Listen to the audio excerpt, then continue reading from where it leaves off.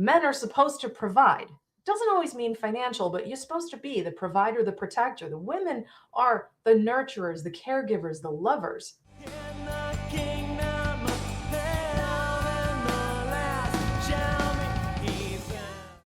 Well, welcome back to Civically Minded, where I give you practical theology for everyday life. As always, I'm your host, Corey Wing.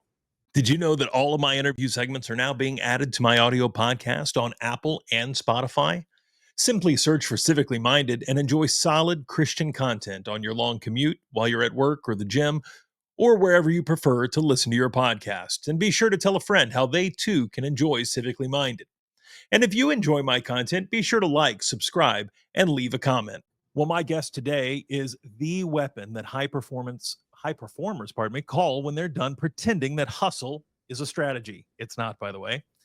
She's a TEDx speaker, a 3-time founder, and the #1 best-selling author of The 6 Habits, a book that I finished this morning and we will talk about. At 19, she launched her first company, and at 23, she was named a 40 under 40 winner. By 37, she retired wealthy, only to realize she'd built success without sovereignty. So she burned it all down and rebuilt on her own terms. Now, Laura teaches alpha entrepreneurs how to think like millionaires before they make their first million, how to build scalable companies that don't require their blood to grow, and finally escape that employee mindset masquerading as leadership. She doesn't offer any hand-holding. She delivers clarity, strategy, and blunt force mindset rewiring that gets results. She's not a coach. She's a battlefield general, and she's on a mission to make business freedom the default, not the dream. Laura splits her time between Jacksonville, Florida, and wherever she feels like going. She spends her days acquiring businesses, lifting heavy things, and eating ridiculously good food, and living a life that, honestly, most people secretly wish they had the nerve to build. It's my pleasure to welcome to Civically Minded, Laura, and don't reach through and slap me if I don't get it right the first time, DiBenedetto. So close. So, please correct me. DiBenedetto. DiBenedetto. Perfect. It's a lovely last name. Your husband is Italian, correct? What? Your husband's Italian, correct? He is, but that's not his last name. DiBenedetto is my name. That's wonderful. So it fits right in, because I would have just assumed that was his last name. Everybody says that, and it's like, well, no. But so he has a long Italian last name. I have a long Italian last name, and DiBenedetto is, at this point, it's just known and attached to me. So It was really fun when we were getting married. Are you going to hyphenate? Oh, that's so cute. No, we'd never finish talking. Well, my last name is Wing, which is 4 letters, and you would think super easy, and people get it wrong all the time. They're like, "Is it you say Wayne? No, Wing, like a bird, like a chicken, like an airplane. Wing." Yep. So no, it's. I can only imagine with a lengthier last name that it can be complicated. Well, Laura, I'm so happy that you're here today, and I just want to thank you for joining us. Thank you for inviting me. I've been really, really excited for this conversation. I feel like we bonded before over shared values, and that is a great place for any relationship to start. I agree. So here at the outset, I wanted to kind of tackle the obvious question that my audience that's pretty familiar with what I do and who I am, what they are certainly asking after I read that intro, which is, how in the world did a pastor in the Presbyterian Church in America get connected with a best-selling author, TEDx speaker, and a corporate powerhouse? Well, I found Laura on LinkedIn, of all places. I still have a LinkedIn page from when I was a professional real estate agent for 20 some odd years. And she was pretty amazing. I would see stuff she'd post, and at the time she was doing a lot of posts for a company that I think you owned, and we can get into that in a minute, called Sovereign Ammo. I think that is no longer a thing, and that's unfortunate. But I'm into that world, so I was into what you were posting there, but that just was kind of the thing that scratched a little bit of the initial itch. What really enticed me was your bold vision, your unapologetic voice, and your willingness to encourage discussions that many find uncomfortable. So when you spend your life telling people about the gospel of Jesus Christ, let me assure you, you get secure with what the average person calls uncomfortable. I imagine. So introduce yourself a little more fully to the audience, and about what it is you actually do. Because I know a lot of folks hear an amazing intro like what I read, and that at your age, you're already doing what you want to do, and they're going, wow, what is it that she does? Did she inherit money? Did she, all of these things. Again, I've read your book, so I know some of the story. Sure. Well, no, I was not born into money. And I think that some people would probably mistakenly assume that me or anyone else that's been successful and created things, oh, that's just, something that you're uniquely capable of. And well, I don't get to do that. I love dispelling that myth because I used to believe that. I grew up broke. My dad was and is disabled, and disability doesn't really pay you very, very well.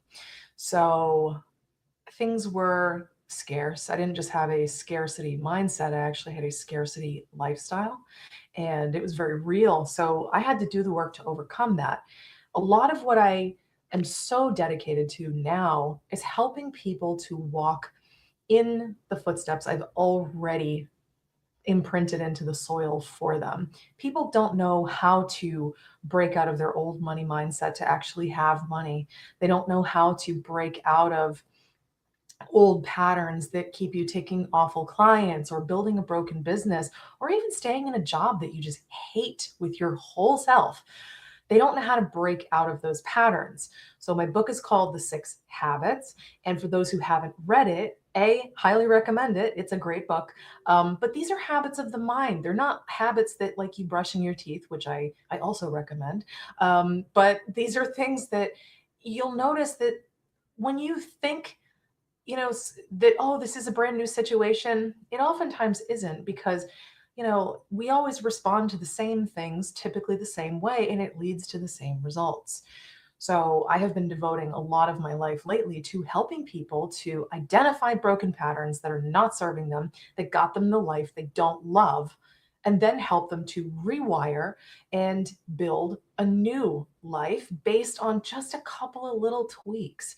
So the thing that I love working with is entrepreneurs, because we're wild, wacky rebels and we just love doing our own thing, and breaking rules is kind of our favorite thing to do for Monday morning. And we just need help to break the rules the right way, because all the quote unquote rules that we were given were rules that were designed to make us stay small, not stand in our sovereignty, not stand in the incredible power and prosperity that God has provisioned for us, but we shrink back from what God has asked us to do because of fear. So I help people crush their fear, do incredible stuff, and they step into their new higher version of themselves. Like, I never thought I could do this, but not only am I doing it, this is fun. This is actually easy. And it should be, because when God is calling you to do a thing, we're not all Job here. It doesn't have to be a trying experience. Sometimes you can just go build a business, build wealth, and use the wealth to serve others. That's a really important point that I think a large swath of Christianity, which is, of course, that's my everyday purview, right? I mean, that is the Yeah. world in which I spend my entire life. Not that I don't interact with non-believers and things, I do, and I actually encourage it. That's how others hear the gospel, is we go out and we're not only serving ourselves. My goodness, if Jesus Christ is the penultimate example of God becoming human and saying, I so want to help correct the narrative and the situation, that I will leave heaven and come to earth and go through all of the eventual death, burial, resurrection that he did, then we as his servants must go do likewise. But having said that, one of the things that struck me as I read your book was how closely related a lot of these corporate ninja mindsets were to the truths that I teach week in and week out at my church, and that come out Crazy, of the isn't it? scriptures. So forgiveness and gratitude and kindness and presence, these are all concepts that I'm extremely familiar with, chapter and verse. I mean, I am currently just started a new series at my church. I'm preaching through a book called Ecclesiastes. You may be familiar with it, you may not. It's not an extremely well-known book in the Old Testament, and it's written by Solomon. And the whole point of the book is life is short. And you say this a couple times in your book, you only get to live this life once. That's true. and it is very short. And most of the time, what Solomon will tell Yeah. us in that book is life is full of toil, and that which we do, in the catchphrase he keeps using in the book is under the sun. That which we do under the sun is full of toil, and oftentimes doesn't give you what you thought it would give you. And so his encouragement is kind of twofold. One, get comfortable with the uncomfortable. Understand that the Yeah. only way to really live life well is to live life with the end in mind, is knowing that one day you will die. And so, since this life is limited, what in the world are you going to do with the short, brief time you have? And then, secondarily, of course, because it's, well, the Bible, it's this life is most effectively used when you're living it for the glory of God and the service of others.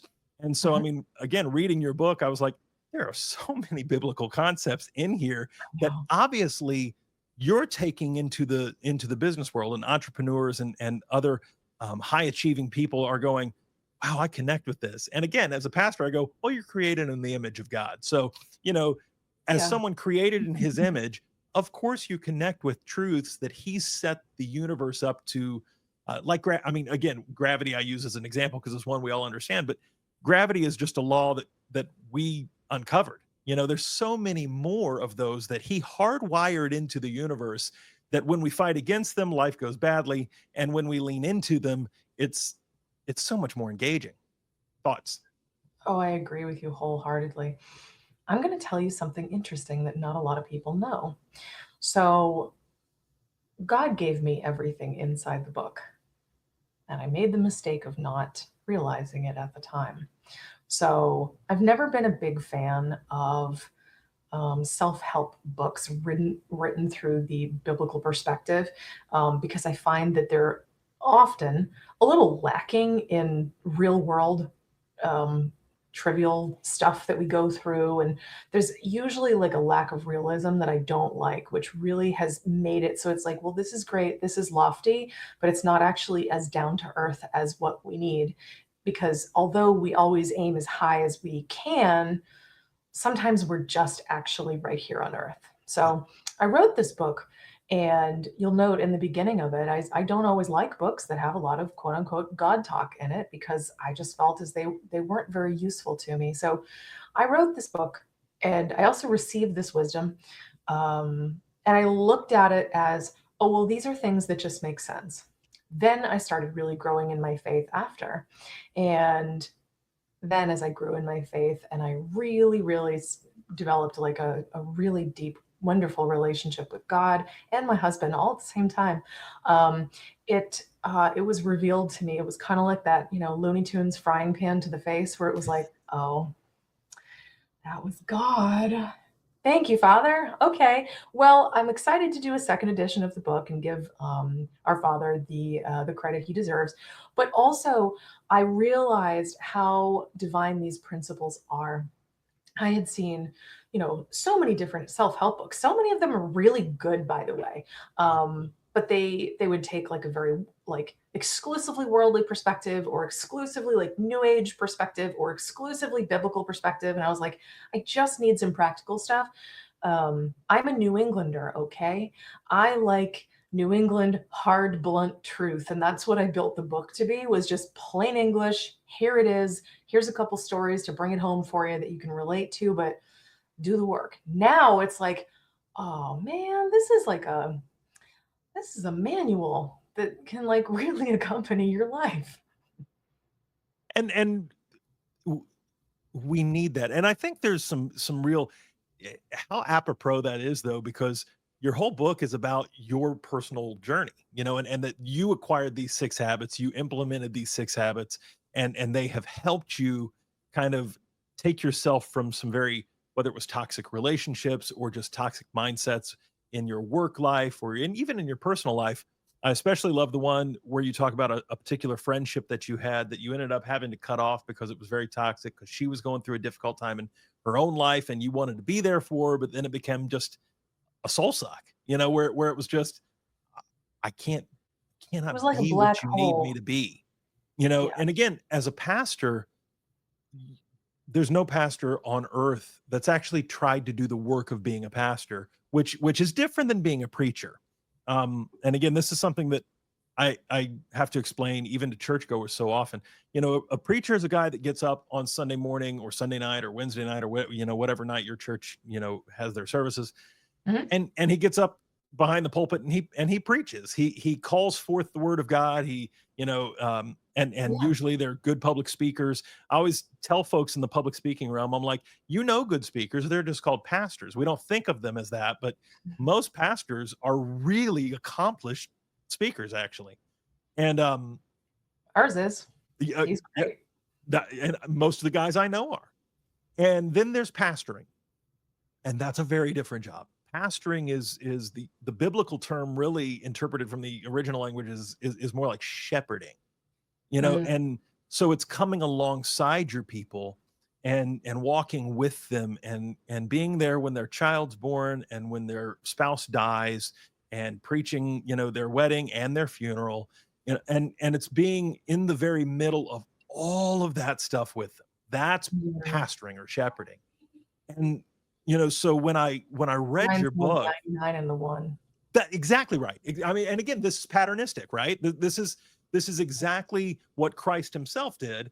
And then we look to that example and say, Lord, allow me to merely walk in your footsteps. I mean, help me to, but it can be a black hole. You have to be very conscientious and intentional about the things that you bring to the table, whatever they may be, and where those limits, those hard limits, kind of end. And you have to tell the people that you work with, whether it's in traditional biblical counseling or premarital counseling or whatever, I cannot be what you can only find in Christ Jesus. Only the human heart yearns for a relationship with God, and that's only brought about, John 14:6 says, by Christ. I am the way, the truth, and the life, and no man gets to the Father but Mm, through me. So the human heart yearns for that relationship, and that's a singular relationship. The truth, John MacArthur, who's a famous pastor that just recently passed away, he said years and years ago, the truth by definition is unsympathetic, I think is how he said it. And he's right. The truth is unsympathetic. It doesn't really care about your feelings about it. It just is truth. mm, And so with that being the case, we heap so often, whether it's on our spouses or on our bosses or even on our own shoulders, we heap the kind of expectation and the kind of necessity upon others and ourselves that only Christ can bear. And then inevitably we become disillusioned when that relationship or that business or that, whatever it is, drugs, alcohol, it could be anything. And you kind of go, well, this didn't satisfy me. Well, couldn't possibly satisfy you. yeah. That's that's awesome that you're saying that. You just made me think very loudly of the coaching community that I have built for all of these entrepreneurs who haven't cracked their first 7 figures. My most favorite part about it is every single person in my community is a Christian. God comes up in every call. Whenever someone's having a hard time, I'm like, I've reached my limit. I am beyond my scope here. This is where you need to pray. Ask for faith. Oh, this work that I've asked you to do is too hard. Bring it to God. It's not hard for him. He builds mountains and beaches. Okay. He Yeah. can build you too. Like, it's fine. And Yeah. it is seriously the most fulfilling, amazing thing where the members are filled with the love of God. And I'm just overflowing with love and purpose. I pray over the members, and even before I onboard anybody, it's like, I pray for alignment and please, help me to onboard the right people and send the wrong people in a different direction that better serves them and make sure it glorifies you. And I don't know, it's a hugely different fit, a big part of the journey that I've been on all of these years in multiple businesses that I've owned and run. um, this one has God at the very center of it. None of them ever did. And this one feels good. I mean, literally, like I feel this warmth rising in my chest right now as I tell you this. And this is where I'm supposed to be. Like I've been through 25 years of business up and downs and lessons, and I wrote the book. And I didn't write the book because I was like, oh boy, I want to write a book. I did transformational work and I wrote the book so I could share the roadmap with other people. And then, now I have all of these different things. I've opened companies, I've closed companies, I've, done a TEDx, I've won awards, I've done this, I've gotten funding, yada, yada. I've fallen on my face a lot. And what's so fascinating about all of this stuff is this has coalesced into this beautiful divine moment where God is like, okay, now you're going to do the thing that I've been preparing you for 25 years. It's so great. It's whew, goosebumps. It's so great. I love it. And again, given what I do, those are the stories I live for. I mean, that's Oh, I imagine. that's the thing that revs my engine. I mean, certainly it's seeing sinners come to Christ for the first time. I mean, nothing is the high, for lack of a better way of saying it, that being able to lead someone into the very presence of God when they've never had that relationship, they've been lost and broken and afraid and completely just Yeah. unknowing why they exist. I mean, that it's amazing that we've walked away as a society, as a people, as a culture, from some of the most commonplace answers to the most yearnful questions that a human heart can experience. And when I went to seminary and started to study for the ministry, Mhm. it was incredible that I'm reading all of these old guys, and I'm talking even after Christ, but first century AD, first, second, third century AD. And these guys are talking about what are theological treatises, really, what's known as ontology and teleology and eschatology. So ontology being the study of being, who are you? You're going to beat me in any vocabulary competition, and that's a hard thing for me to say to anybody. But you beat me in running businesses, hands That's okay. down. We So have our games. Go yeah, on. and then you have teleology, which is the reason you're here. So again, you think about the biggest questions that man asks. Who am I? Why am I here? And where am I going? So ontology is who are you? The study of being. Teleology being the study of kind of how did we get, or who are we, and why are we here? The Mhm. meaning question, right? And then eschatology being the study of end times or end things, last things. Where are we going? Mhm. And so I started reading all of these old theologians, and they were answering these questions at the beginning of the of what we call AD, or now we call it the Christian era, or that even that, Oh, because they we call it common era, and I common flatly era. reject that. Absolutely not. Yeah, it's I'll be it's the using common BC era. and AD. Thank you so much. Yeah, AD, which is Anno Domini, which is in the year of our Lord. And it's so Or for us amazing. silly Americans, after death. Ab- Yeah, well, I'll take that still, because I mean, that's still marking your time with the death of Christ, and I'll take that as a hard win. But it is amazing to me that you see or I see, and I think I've read enough of your stuff online, and even in our brief interactions before this interview, to see that you see it too. And I think an increasing number of people, not just here in America, but all over the Western world. It's why you're seeing all the turmoil in Europe. It's why you're seeing all of the stuff in what Mhm. have been formerly Christian nations that have Mhm. rejected Christianity outright for whatever the reasons are. Some probably are valid, mistakes we've made, mistakes that the church proper has made, terrible things that pastors have done because we haven't been the men that we should be.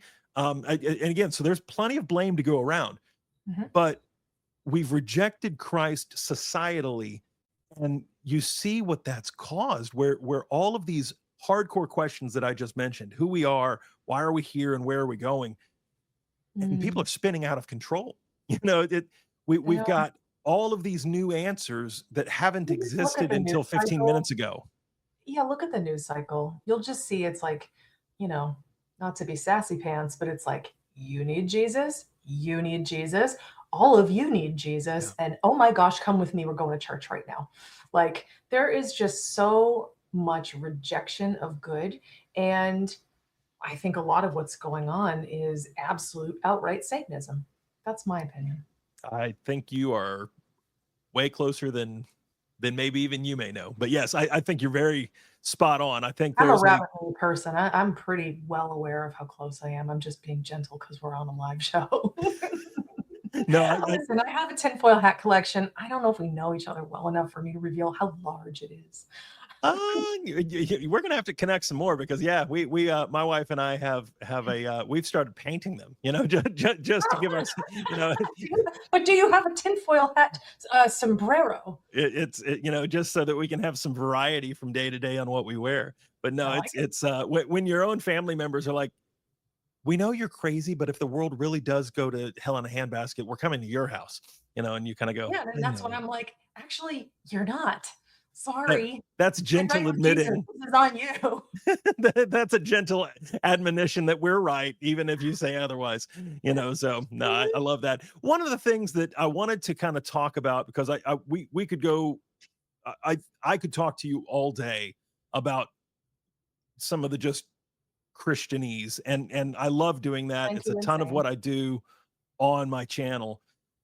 But your unique skill set, I would be remiss if I didn't give you some time to flesh that out, because I think one of the ways that Christians have not succeeded well is in the business world. There's this bad theology, and I do mean that. It's a horrible, nefarious theology Mhm. spawned out of the devil that says that Christians don't build anything. Jesus is probably coming back next Tuesday, so we shouldn't really build businesses that last, and we shouldn't. I mean, and because we have this bad thinking, it's led to us, as what used to be a people that built. I mean, my mother and my older brother and his family are in Italy this week, and they are walking through churches that have stood there for over 1,000 years. If those people Oh, 1,000+ years ago didn't think bigger than themselves, those buildings wouldn't still be standing. They helped build cathedrals that weren't even done being built by the time they died. I mean, that's an incredible way to pour Sagrada yourself Familia out is for still being something. built. That's right. That's exactly right. Have you ever So been there, by the way? I have not. I have, and I'm not a crying person, but I am a beholder of beauty in God. And when I tell you, I walked in there and I saw all the beautiful architecture and the way the light moved and all of everything, I wept. It was that beautiful. My wife's been over before we got together. She'd been over, and she's like, one of these days, we will make the trip. And again, given what I do professionally, she's like, there are certain things. I want to go to Prague. I mean, there's some old churches, Yeah. not just in Italy, but even in other parts of Europe, especially, and then of Mhm, course Jerusalem, mhm, that I would love to walk through and just go. People have worshipped the Father for generations here, mhm. and I think we in the modern era have lost out on that kind of mindset that says let's build, let's grow, let's make Christian thought the prevailing thought once again, not because we need to be right, but because we are right, and because we know that this is the cure for what ails man. And Mhm. so we build because the two great commandments in scripture are to love the Lord your God with all your heart, soul, mind, and strength, and to love your neighbor as yourself. So we build, one, out of love for the Lord, and two, out of love for neighbor, and say, I'm going to build a great company because it serves people and it helps them better their lives. And in so doing, not only do I get to serve my fellow man, but I get to glorify God with that which he has made me to do. I was built to do this thing, whether Yeah. that's, nursing or being a CEO or being whatever it is that you're called to do. You glorify Christ in that. And what the lost people don't understand is they are glorifying him too, because they can't help but do otherwise. So when I go, I've got a friend of mine that every time he goes to the doctor, he thanks the medical staff for glorifying God in what they do. And they always kind of look at him funny. And he's like, whether you know you're doing it or not, you're glorifying God all day by helping people heal and by, doing what it is you do and doing it Oh, I well. love that.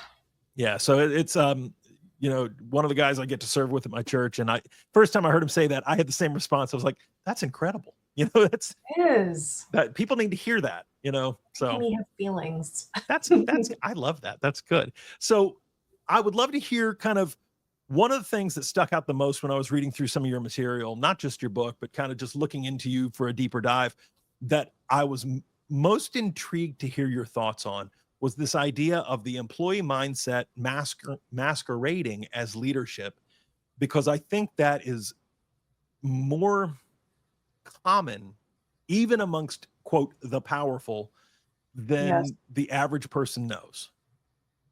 Oh, absolutely. Well, I think the best place to start would be to actually back up about 3 minutes or so.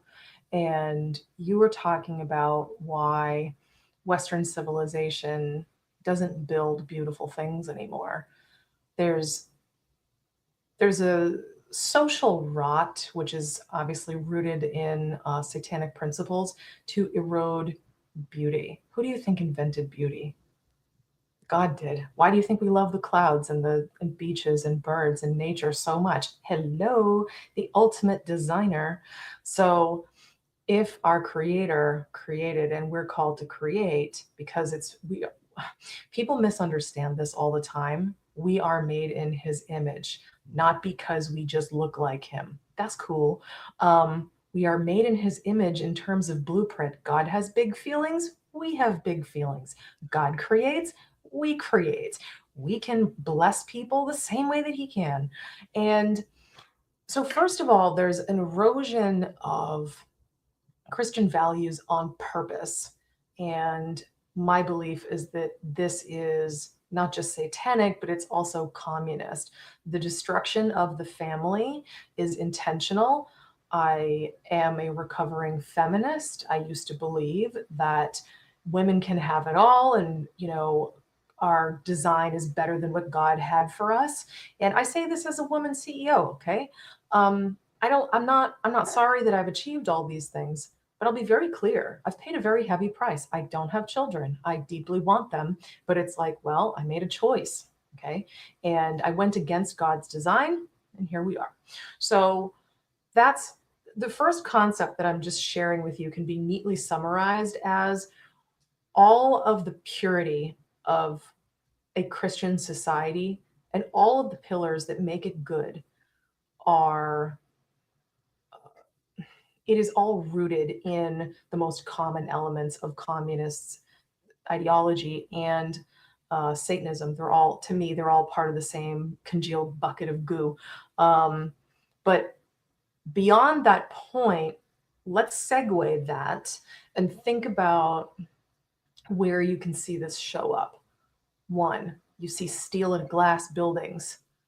You don't see ornate door handles anymore. You don't see paintings of beauty and trees and flowers. You see, God only knows what they're putting on the canvas, the rot of Hollywood, the music, and all of the subtext and all of the terrible things that are pumping into all of our young people, the erosion of logic. And I'm sorry, I'm very against gender ideology. God invented man and woman, period. That's it.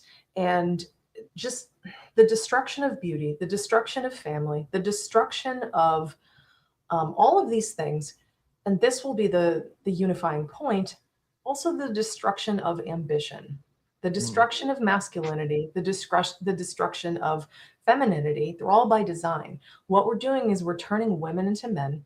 We're turning men into women so that we have this essentially neutered society where everybody's just a eunuch and nobody's really living according to their divine calling. So when I say this to you, I'm thinking about the business context. People have been duped into believing that poverty is noble and that to constantly be struggling is what God has in mind for us. And yet they don't examine the passages that talk about how we're supposed to take care of the poor. It's like, well, one of the easiest ways to take care of the poor is to not be one of them. Also, to get so wealthy that you can bless others. People also misunderstand so many of the passages about money. It's not about money being demonic. It's about the love of money and the worship of money, and that's the false god. Money is just a tool. I have a whole bunch of hammers. I don't worship them, but they're useful tools and they help me do stuff. I have a whole lot of Benjamins. Those are useful tools and they help me do stuff. I can build something for someone. I can bless them with money. I can tithe. I can do so well in my business that I can actually give scholarships to people to come in that can't afford it. So I have opportunities for blessing all over the place. So let's talk about ambition for a second. Ambition is being destroyed, and it is all part of that communist satanic agenda that I outlined for you before. The destruction of all of those things, it leads to obedient masses. When you have obedient masses, you can control them. You can victimize them. You can keep them trapped on all kinds of drugs and eating unhealthy food, trapped in big pharma. And you actually have no idea where to look or what is true. So then you come across somebody like me and you're like, well, Laura, you're the heretic. Am I? Are you sure? Are you sure that your heathenistic way is the correct way? Because you're bought into everything that the television tells you to do. You're bought into rejecting Jesus and rejecting God and rejecting your preordained gender specific calling. Men are supposed to provide. Doesn't always mean financial, but you're supposed to be the provider, the protector. The women are the nurturers, the caregivers, the lovers. Okay, we are designed this way. We're supposed, like, women are called to create life. That's beautiful. What a sacred calling. And men have this opportunity to like protect, provide, nurture, and do these things in a very, very masculine way. All of this is being diluted. And the price of this is not just our education system that absolutely destroys children and all of their potential for prosperity in the future, but it's a mind rot that convinces people that ambition is bad, dependence on the system is good, rejecting God is the only way to go, and consume, consume, consume. So what I'm doing is the exact opposite. I believe in sovereignty as my core value. Sovereignty of the Lord, sovereignty of our nation, and sovereignty of the individual. We are called to be sovereign also in God's image. Imagine that, where we're given all of this power to create and love and bless and design and build and serve, just the way our Father has this ability. And when we step into that power, even when it's scary, we are showing up as sovereign as we are created to be. Here's the rub. Society has not prepared us to do that.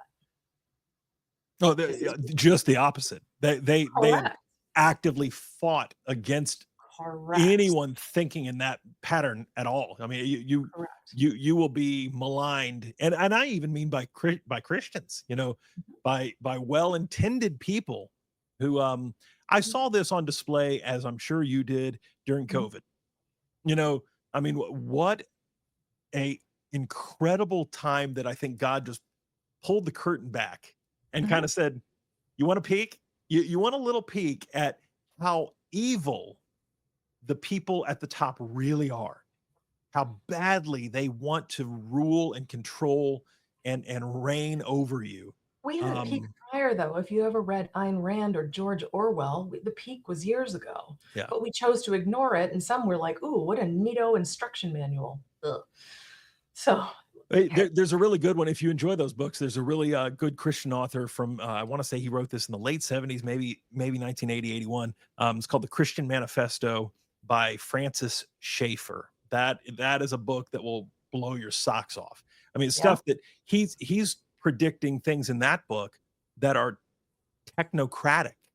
I mean, long before the internet was invented, I mean, it just stuff that somehow he saw that you're like, this is almost creepy, so I would recommend Christian Manifesto by Schaeffer. But to your point, and I want to connect again, can't turn my pastoring off. I want to connect the biblical and spiritual dots, because what you just said is so on track. It's so true I that, also gave you about 3 hours of material in about 5 minutes. which is an impressive, that is what the real tell of a great speaker is when they can take something lengthy and distill it down to something quick. That, for all of you that don't know, that is the secret sauce of public speaking. If you can And do it authoring. quickly, yeah, if you can do it quickly, you're the best. But After you get finished talking about sure, that, let's transition into the solutions because I think you're gonna love that part. I would love that. Considering my tagline is practical theology for everyday life, I'm all in. Okay. Let's get practical. But to tie in what you're talking about all the way back, because you and I have both said a couple of times in this episode that we're created in God's image. We're created in God's image. We're created in God's Yeah. image. That goes back to Genesis chapter 1 and 2, where I believe, and again, there are Christians on a spectrum here too, so I'm not, but I'll say what I believe, what I preach is Mhm. a literal creation. I believe Adam and Eve were real people. I believe God literally created them. If you can get behind that Jesus was born of a virgin, that he died and was, resurrected from the dead, the rest of the miracles in the Bible actually kind of get easy. So I believe that Adam and Eve are actual people. Thank you. And No, and I enjoy your humor. You don't usually come across a funny pastor. I'll take that as a No, no, no, you come massive across the ones compliment. who think they're funny. That you do come across that. The cheesy Yeah. dad pastor jokes. Yeah, those are awful. No, I'm here for all of those. Anyway, go on. And so you see in the garden, they have a perfect life. Yeah. Then sin enters in Genesis chapter 3. And then God immediately, when he comes down and he has to deal like a father does with children that have become unruly, he Mhm. immediately starts to hand out the curses. He curses the serpent, he curses the earth itself. And now earth will be challenging. That there's going to be thorns and thistles, and all this stuff's going to be difficult. Well, if you see, prior to the fall, he creates Adam, he sets him into the garden, and he says that I have placed you in the garden to work and protect. The original words basically distill down in English to work and protect the garden. Well, because the reality of the fall happens, he obviously neither worked nor protected. He fails in the first two things that God asks him to do. You're to work and protect the garden. You allowed the serpent to come in and betray your wife, and you did not protect her. So you immediately start to see that sin becomes a pattern of that. It's a rinse and repeat. So if men were created, like you said, and there are differences between men and women, if men were created to be laborers and protectors, what is the two basic sins that I see as a pastor, not only in myself as a man, but in all of my male, parishioners, people that come to my church, and whether they're still there or I've just known them for a brief time, Mhm. men struggle with laziness and fear. And it goes on a scale, so either they truly are just lazy cowards, and those are easy to spot because they look like lazy cowards, or they're Andrew Tate, and so I work like 900 hours a week, Man's a and I'm good not one. afraid of anything, and so they're this hyperbolic, ridiculous version of no fear and overwork. He's a caricaturized version of a man. But he's pushing back against those old sins, and he doesn't even know he's doing it, which is what makes him such a sad caricature. Is he thinks he's got all this agency. And those of us that know look at him and go, young man, you are a sad individual, and it's really quite pathetic. But you see those things in men, or I see them all the time, and women very similarly have a pattern that God created them. You mentioned some of it, that they are to be nurturers and creators. And then God says in chapter 3 of Genesis to Eve, your desire will be for your husband, but he will rule over you. And again, in the original languages, this isn't talking about sexual desire. He already sexually desired Adam. There's nothing sinful about that. What God is saying in that curse to Eve is, Adam just failed you. He was to protect you. He didn't. You're in this mess in some measure because he didn't do what I'd asked him to do. It's that dunce that now is still going to be kind of the head of the relationship, and it's going to cause friction all the time. You and your husband, me and my wife, all of us will feel that tension, feel that friction for the rest of human history, because man has been placed as authoritative in many situations, and it chafes on women. So women push back in their own unique sin ways. So if men are lazy cowards, women want to be, again, either doormats or domineering. It's a spectrum as well, of that back and forth. And so I love the idea, and I saw this a ton in your book, and to hear that you've grown and matured and in especially deepened in spiritual ways since the writing of that. And that's exciting to me as someone who's read it, because I already saw it, even from 2021, I think, is when it was released, of you were wrestling with those concepts, whether you knew it or not, in the writing. Yeah. And that's an intense thing to look at and go, that's awesome, because that's what progressive sanctification is all about. That God comes in and transforms us literally from the inside out, so that we are on this ever sliding scale, ideally upward. Of course, it's not a straight shot. I wish it were, but up, down, but always kind of patterning up to be more like Christ, until one day we either die or he returns and we are then glorified. And what a day that'll be. But give us some, I know let me look at time. We're about 45 minutes in. Give us, with the time we have remaining, some practical steps, not just for any, I've got some business leaders that actually do watch this channel. They're probably not, Fortune 500 folk, but they run their own small businesses, things like that. So give some practical steps for those folks, but also maybe just the housewife that watches, or the young, millennial that tunes in. Sure. So I'm going to walk you through a couple of things to really, really serve your audience the best I possibly can. So first things first, The 6 Habits is a book that any human can pick up and find value in. I wrote it in such a way that a teenager could pick it up and find value in it. An 80-year-old could do it. Maybe even a second grader with a pretty good command of the English language could pick it up. But these are really important life principles.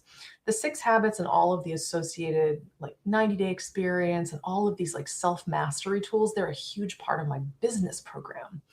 So there's a reason for that. It's because when you change your thought patterns, that's when you start to shape yourself into the version of you that you were supposed to be, not the one that you defaulted to be.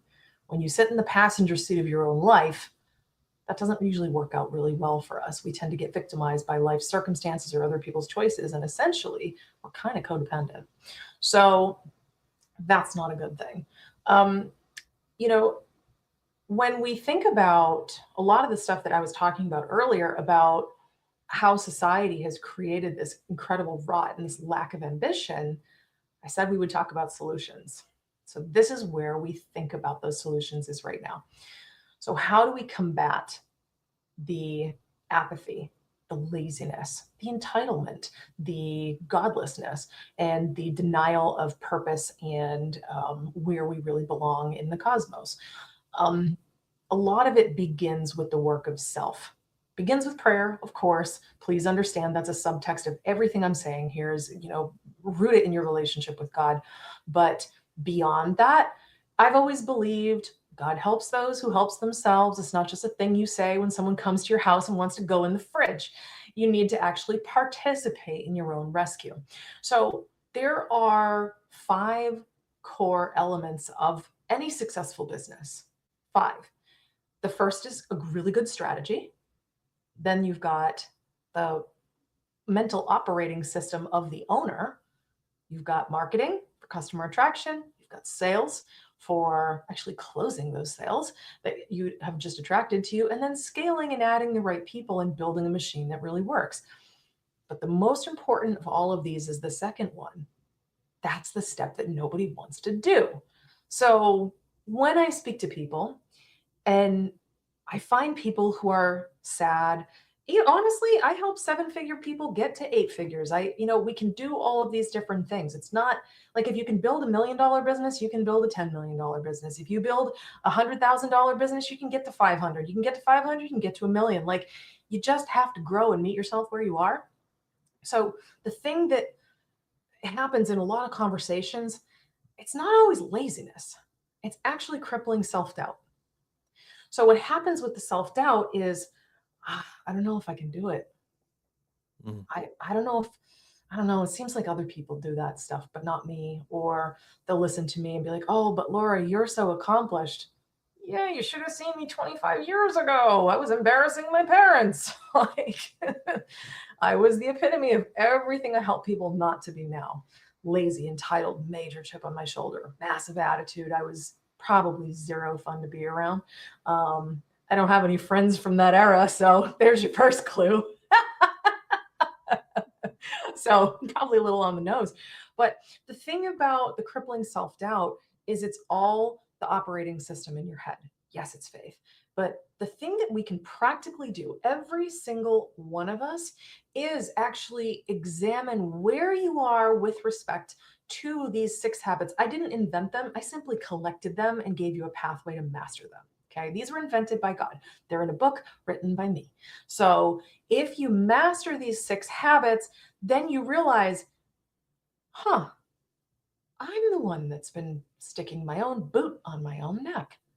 Mm. I'm the one telling me I can't do stuff. I'm the one actually making things go badly in my life. I'm the one not swinging for the fences. So, through radical ownership of how you actually show up in life, that's when the housewife can start to really be a better housewife, a happier housewife. That's when the stay-at-home mom and CEO of the family can be the most powerful super mom in the world, and not feel like, oh, I'm a bad mom. Like, we always feel like I'm not good enough. Like, there's 6 habits. The second one, the habit of acceptance, is all about self-love. That's the one that 85% of my readers struggle with the most. And it's also the one that almost all of my members struggle with. We spend a lot of time talking about that because when you learn to see yourself the way God sees you, you realize I can do hard stuff. Yeah. I can do big stuff.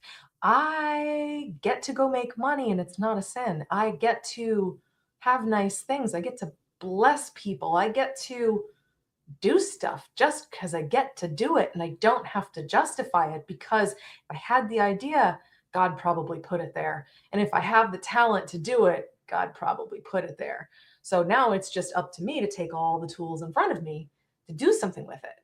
So, in answer to your question, long answer to a short question, the most powerful thing that anybody listening can do is to upgrade your mental operating system. When you do that, that's when everything you desire is available to you. You want a great marriage? Fix yourself. Yeah. I didn't have the greatest marriage. My husband and I had problems for many years, and a lot of it was my fault. He'll tell you that. I'll tell you that. Totally fine. I don't mind falling on the sword. I own it, right? But when I upgraded me, things got better. If you want to have a better relationship with your parents, hopefully they're still alive, work on yourself. They're probably not going to change, but you can. You want to have a better relationship with your boss? Work on yourself. You want to have a better relationship with your clients? Work on yourself. You want to have a better relationship with money? You can kind of see the pattern here. Like, the more that you actually do the work of self, you discover that things actually just get easy. So the thing that's happening for the members that are in my community is we're having these radically honest conversations. And because everybody's kind of feeling the same vibes and also kind of dream of and aspire to the same stuff, and it's all rooted in God, it's just like there's so many breakthroughs all the time. It's like, wow, I'm up leveling, I'm 10xing, I'm doing all of these things because we're breaking our own handcuffs. It is honestly unbelievable. And a lot of that, again, can be put into such Christianese answers too. You can say, well, that's just what we call accountability. I mean, you're just becoming accountable first to yourself, and certainly to the Holy Spirit who lives within every Christian, but now to a community of individuals, who are holding you accountable for nothing more than what you said you would do, what you said you wanted to accomplish. Hey, and again, it can be as, not that reading the Bible is innocuous, but it can be as innocuous as, hey, I want to get through the Bible this year. I said in January 1st, I'm going to read the whole Bible in a year. Then I'm going to hold you to it. or I want to lose that, 15 pounds, or I want to, yeah, again, I want to make my first million. And again, yes, for me, but also as you kept saying, and it's so valuable that I don't want our audience to mishear it, to also use it to bless others. I mean, Yeah. that the beauty of God is he's okay with us being happy. He just also wants us to bring others along. I mean, And honestly, please let me interrupt you and say this. If God did not want us to be happy, he would not have invented the orgasm. Okay, mic drop. within a marital relationship, I got my pastor had a within a marital relationship, kids wait to marriage. You How know, many kids are listening to your show, Corey? probably not a lot, but by golly, if there are, wait till you're married. Or come see a premarital counselor at your church, like myself or your pastor, and we'll tell you. But but There's proof of God's absolutely, love for us and his absolutely. sense of humor everywhere.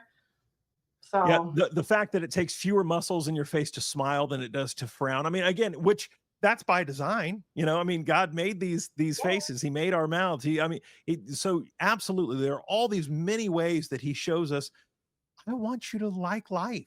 I mean, that yeah. doesn't mean there won't be hardships. That doesn't mean He won't walk every step with you. But one of my favorite verses in all the Bible is 1 Corinthians chapter 10, verse 31, which says, "Whether you eat or drink or whatever you do all to the glory of God." And I try to live my life with that creed. Of whether I'm having a wonderful meal, which is one of the things you talk about that I love because I went to culinary school after I got out of Bible college. So I was a Oh, chef for years. And so like I love eating good food, if and you're remotely in shape, I'm shocked and proud of you. the camera hides a lot and I'm sitting down. I didn't mean to throw you under the bus No, like no, that, no. brother. No, that's okay. That's okay. But it's yeah, I love good food. I love beer. And again, in the Christian community, sometimes that's not popular, but I like beer. And everyone's like, "Oh, you like it?" No, hadn't been drunk in probably 15 or 20 years. I literally like the taste of beer. I pair it with I love food like some beer. people do wine. I like beer, and I think it's a gift that God gave us, and we can And responsibly give us a enjoy it. gift of And fermentation. that's it. So I mean, I love your mindset that that we can be successful. It's such a rejection of this modern, to your point, satanic, communistic, shallow. I'm happy, that what have they said over the last few years? These globalist fiends, You'll of own you will nothing and own be nothing happy. and be happy. No, no. I mean that Yep, no. globalism was tried back in Genesis. It was called the Tower of Babel, and it was one time in human history where God literally looked down and said, "I'm getting personally involved. That I am going down there and putting a stop to this He got because." personally involved many Well, times. he does. Yes, he does. But I mean, but it was one of the first times, it was after the fall, that he literally came to Earth and said, "I'm putting an end to this. Yeah, This how is about no? this is not happening. I'm God. You're not. You don't get to run the show. This is my show." And so that, yeah, the globalism thing has been attempted many, many times, and God has never been okay with it. So I Nobody love. listen, have you heard that phrase like, "Oh, well, socialism works, just nobody's done it right." Hilarious. Absolutely not. Yeah. And well, and my apologies. My wife's getting a phone call. And the hubris All good. that also has built into it. There's, yeah, the arrogance to say something that nonsensical of, I mean, no one's I'm the person that's going to do socialism correctly, and you're like, No, I you're not. love You're not. the in a way, you have to admire it because there's such a purity to that hubris that it's like, that is legendary. Oh It's yeah. horse plop, but it's legendary. Like, Yep. wow, I can't You, believe you, you believe you yourself. got the stones to say that and mean it. Wow. That's yeah, that is rather incredible. Oh, I mean, it's I, one thing to get somebody else to believe your BS, but for you to really deeply believe it, come on. That's yeah, amazing. gaslighting usually does work on others better, but we are living in a strange time where gaslighting is not only working on others, it is working on those who are talking. And you're like, man, that is a talent. You know what? I just thought of something that I really wanted to bring up with you. I think that this would be really valuable to mention. Sure. I think that so many people who start businesses, this actually comes up quite a bit when we talk about marketing.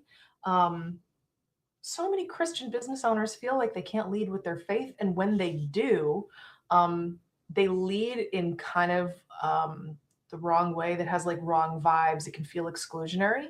Um, I think there's just like a little awkwardness. I think that where a lot of Christianity has really gone sideways is in the super judgy vibes. Like, you ever go to a church that was just like, this is giving me major ick. I don't like anybody here. They don't like me. I'm not coming back. And if your business makes people feel that way, that's why people say that you can't have God in your business. I get a lot of people who say to me, oh, well, keep God off of LinkedIn. Cool. You can leave my page. Yeah. God bless. It's like, I don't apologize for my faith. In fact, it's a really great filter because it's like, if you come to me and you know that I have my faith, and let's say you have like a tiny little morsel of faith, that's okay. I'm not asking you to be a super believer and like in the front of the missionary line, like, sign me up, throw me in, coach. Like, I'm not asking you to be that person, but just have a modicum of faith, because I will help to water that tiny little plant of faith and turn it into something to grow. Am I a preacher? No. Am I a pastor? Nope. Just a sinny little sinner that loves God very much. And for some reason, he loves me back. So, I lead with that level of humility and honesty. And I'm very transparent in my marketing. Like, even when I host webinars to, give people lots of education, but also invite them to see the opportunity that I have for them, I'm very clear. You're in the right room if you love God. If you don't love God, you don't honor Jesus, you're probably going to want to move along, because this is not for you. Because I'm not going to quiet down. And I think a big part of this is the lack mindset. So we keep talking about, all of the thoughts. And if you work on yourself, you can have lots of things. Well, if you work on yourself and you realize that abundance is literally infinite, money is literally being printed all the time, because hello, inflation and theft, and that's a whole rabbit hole for another day. But like, there is no limit to how much you can have. So for you to say, I don't get to declare who I want to work with and who I want to serve, is a lie that you put on yourself. And I'm sorry, but that's Satan buzzing in your ear. Be like, reject God. It's better for business. Follow the church of money versus follow God, lead, and show people the way. And even if it's just tiny little pinpoint of light, that's all they need. Half the time, people are looking around the world, they're getting like very upset by things, and they just need somebody to like lead the way and be like, come with me, let's talk. It's okay.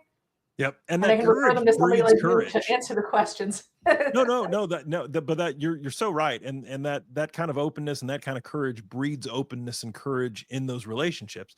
Yes. So if you'll step out, because most people, and this is not me attempting to be demeaning, this is just the truth. Most people are considerably more comfortable following than they are leading. The vast Correct. majority of humanity are followers, and that doesn't make them less than. It's just a character trait. Correct. So the vast majority of folks are going to lead, are going to follow. And if those that are leaders will actually just step up and lead, Mhm. yeah, most of the time people will just go, "Oh gosh, I've been waiting for that." I mean, they are so exhausted, by trying to kind of support Yeah. themselves and lead, because that's not their comfort zone. So they are looking for solid, faithful, humble, but courageous leaders who will go, "I'm not afraid to let you do your good stuff, me do my good stuff." Right. The best people I've ever worked with or for, and this goes back to before I was in ministry and even now, are the leaders that are not threatened by anyone underneath them. They are so comfortable in who they are that they will just pour into others and go, "Man, if you surpass me, if you make more money than me, if you become the next head pastor of this church, and I have to take a back seat so that you can become the okay." Well, Because it actually goes back to the point you made at the very open of the show, is we were talking about leaders who operate from a place of employee thinking. yeah, It's literally that, because what do employees do? They obey, they wait for instruction, they do what they're told. And a lot of leaders are doing that because that's what we were all structured to do when we were in school, even private school. A lot of the most elite private schools are still teaching this obedience concept. So what you're doing is you're getting leaders who actually are designed by God to lead. They have all the traits of leadership, but they're so afraid to do it because they've been conditioned to be afraid of rejection, afraid of what if people leave me, fear, fear, fear, fear, fear. Every time you worry, you're worshiping Satan. Sorry, like that's just It's a what it is. sin. That's right. It's a sin. Yes, and like when you cave to employee thinking, and there's nothing wrong with being an employee at all, but employees are meant to be employees. Leaders are not meant to be employees. They're That's right. meant to be the employer. You're supposed to lead. That means you're in front. That means you might get arrows in your back. And you need to be okay with that because leadership means people need someone to follow. They need someone to believe in when they don't believe in themselves. Think about the whole thing about the sheep, right? And the Mhm. shepherd and pastoring. You could probably argue quite successfully, give me enough time and I will. An employer is a shepherd. They They are. are a pastor when they do it right. They lead, they go get the lost one, they serve, they help, they take the arrows in the back, they sacrifice, and they powerfully surge forward. Yeah, they Anybody can they do they it. build each one up to whatever that to whatever degree and level that one is capable of. I've got 3 Right. kids. I don't expect them to be the same, but I do expect them to be the Good. best version of what they were made to be. So for I love my that. daughter that's extremely erudite and smart and likes school, I expect her to excel there. For my son who's much more physical, and his the way he learns is through his hands, well, then I'm not embarrassed if, I mean, he's still very young, but if at 18, 19, whatever, he says, Dad, I'm going to go join the military, or hey, Dad, I'm going to go learn how to weld, or, man, cool, because that's who you are. And if you do that, son, I want you to be the best soldier or welder or mechanic, or I want you to do that at the highest level that you can, Yeah. and Take your path and go hard. yep. So And you're putting things in Christianese. I'm putting things in just practical worldview. yep, And, we're both saying the same things. that's Like, right. I take my faith and I put it through a practical lens that meets people through the non Christianese because that's the gift that God gave me. You Yeah. do the opposite. And it's great because we need both. Yeah. Well, Laura, I can't tell you, Laura. I went into the hard O there. My apologies, Laura. I can't tell you how much I have thoroughly enjoyed this conversation, and Thank you. and Same.